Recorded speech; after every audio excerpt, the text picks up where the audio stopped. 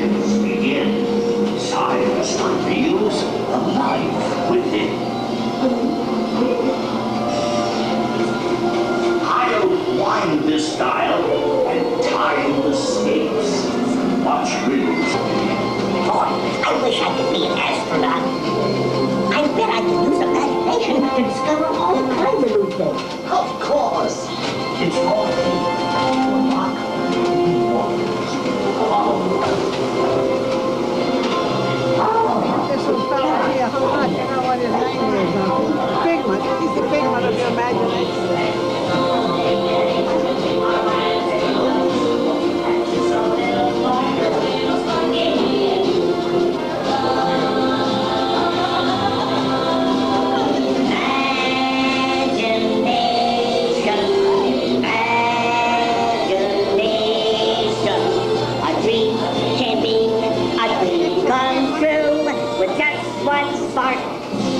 In the end, you.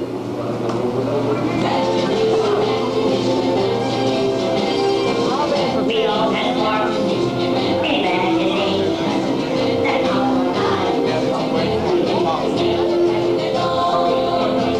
America's thing. Well, I'm gonna ride on that bus to that if you said that's around where America is.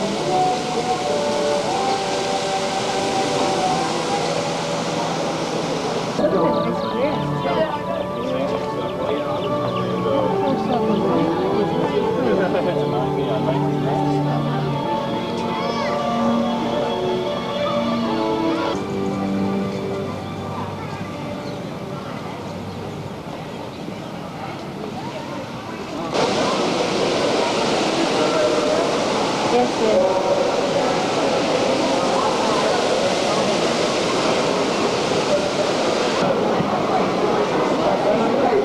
A thriving complex of plants. Just imagine them bigger than life. You can almost see them growing as the use of sun's energy to collect minerals from the soil, gases from the air and water, and carry these nutrients to leaves. Plants are also wonderful pumping factories, which make our proteins and carbohydrates through a process called photosynthesis.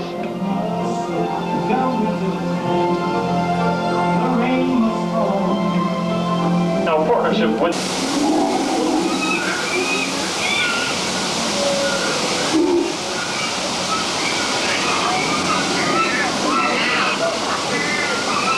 food.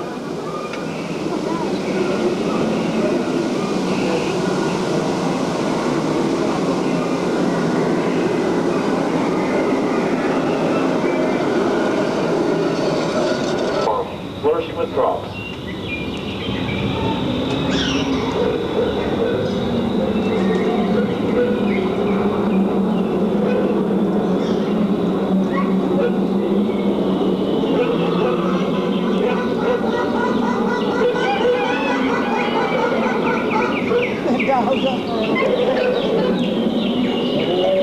Let's take a close look now at the future maybe during the past history of American agriculture.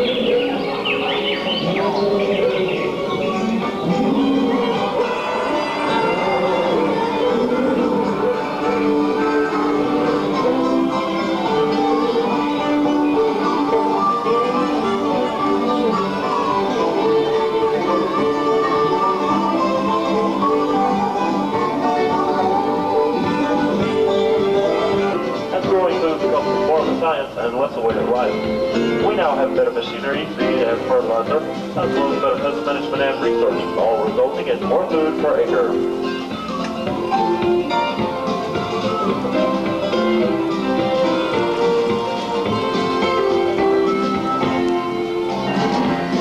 Well, we've cruised through the past rather than present, and we have seen a lot of changes, but what about the future? How can we make the tropics and deserts more productive? Well, folks, we're working on it.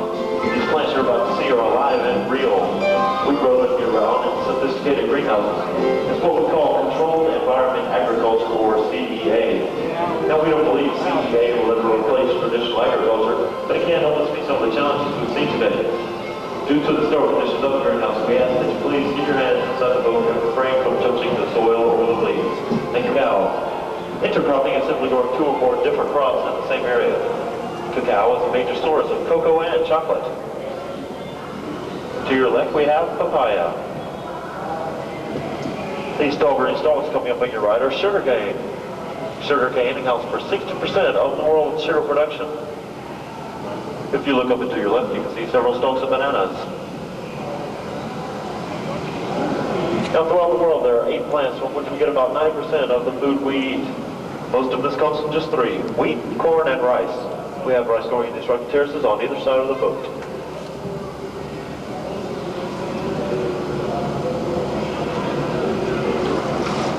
These are pineapples coming up on your right.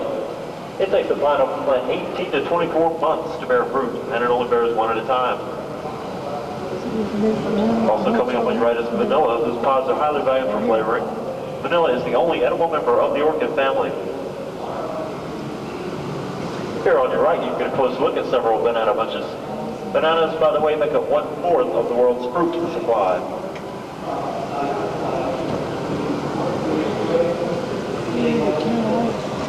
And here we are studying new ways of growing fish and other seafood through aquaculture. Aquaculture is the controlled cultivation and harvest of aquatic plants and animals. In this small space, we can harvest tons of aquatic foods, such as the pacu on your right, a vegetarian's cousin of piranha. We have paddlefish on your left. The paddlefish is a major source of cultured caviar here in America. Now, in this aquaculture, we use special feed, recirculated water, controlled light transmission, such as this experimental ray cover, to get maximum growth out of the channel catfish on your left, and African tilapia here on your right.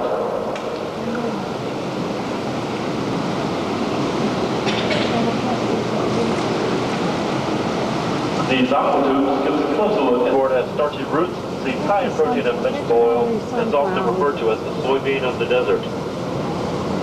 This black tubing on your right is an example of drip irrigation. Ordinarily it's placed 6 to 8 inches below the soil at the root zone, but for observation purposes we have left it in view. Sorghum, also on your right, is the world's 4th most important cereal crop and is extremely drought tolerant.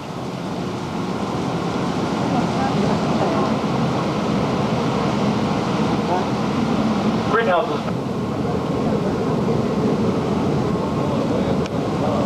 Air is drawn by these fans on your left to evaporate water through the wet pads on your right. This allows us to cool and humidify our greenhouses when necessary.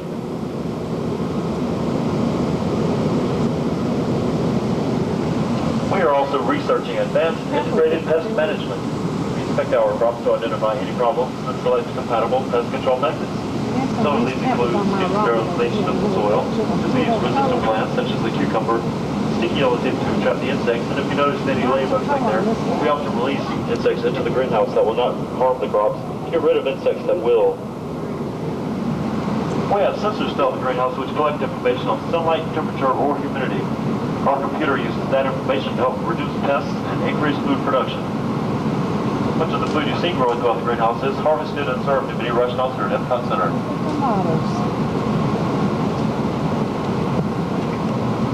Creative ideas will continue to change agriculture. We can imagine any number of innovations, such as these experimental conveyors on the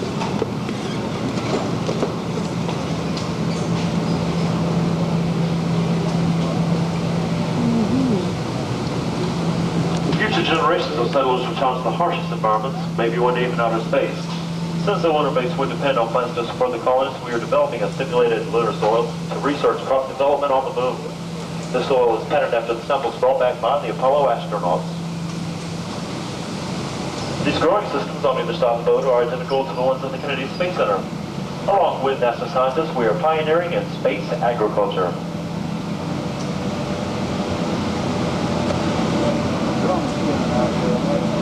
On these screens, you're watching carrot plantlets developing from single-leaf cells. It's a process that takes about 20 days. Biotechnology is based on the fact that every living plant cell contains all the information needed to reproduce an entire plant. Scientists use tools like biotechnology to make a tremendous impact on food and crop production.